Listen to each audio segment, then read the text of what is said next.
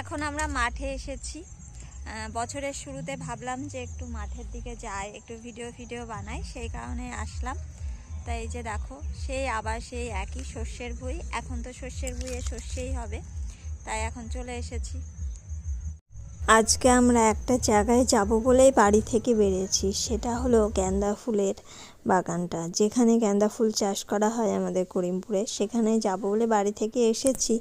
এসে গাঁদা ফুল বাগানটা তো এখনও পর্যন্ত খুঁজে পাইনি, তাই সর্ষে বাগান পেয়েছি।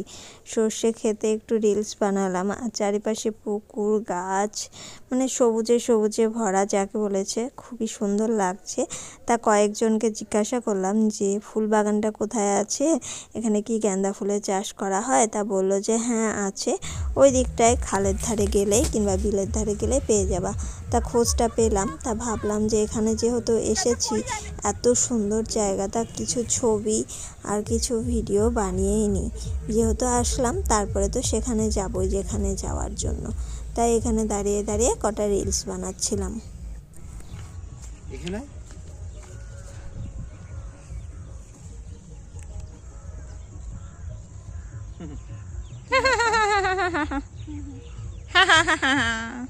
এদিকে ছবি উঠছে কি এরি রোদে দিতে হেভি উঠছে ছবি। মারলো মারলো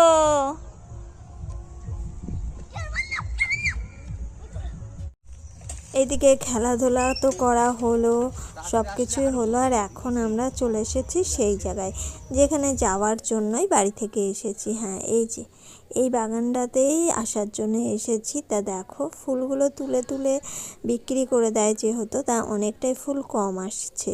প্রথমের দিকে তো ভাবছিলাম যে একেবারেই ফুল নেই নাকি, তারপর দেখলাম চারিপাশে অনেকটা এরিয়া জুড়ে ফুল আছে। তা চলো, এই যে দেখো অনেক ফুল আছে, ফুলের কোনো অভাব নেই, কিন্তু ফুল তুলে তুলে যেহেতু নিয়ে যাই, তারপরে আমি দেখছিলাম ফুল বাগানটার ভেতরে গিয়ে কিছু ছবি টবি তুললাম, রিলসও বানালাম।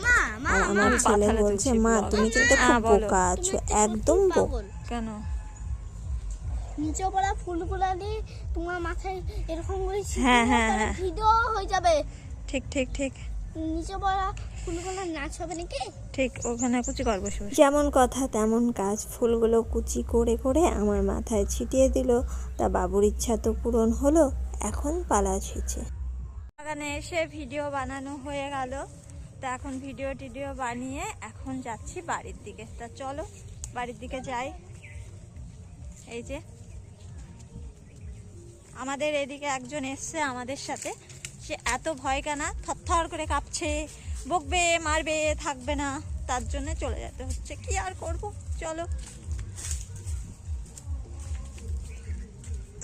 ওদিকে সূর্যি মামাও ডুবিয়ে যাচ্ছে নাকি বাবু। সময় গাড়িতে চাপার পরে দেখছি যে ওই দিকটায় অনেকেই যাচ্ছে আর ছবি টবি তুলছে। তা দূর থেকে মনে হচ্ছিল বেশ সুন্দর, তা সেখানে চলে আসলাম। তো এসে দেখলাম হ্যাঁ সত্যিই খুব সুন্দর। দেখো চারিপাশে একদম পুকুর কাটা আছে, নদী বিল যাকেই বলে যা আছে, আর মাছ দিয়ে সরু সরু রাস্তা, সেই রাস্তার উপরে আবার সর্ষে হয়েছে।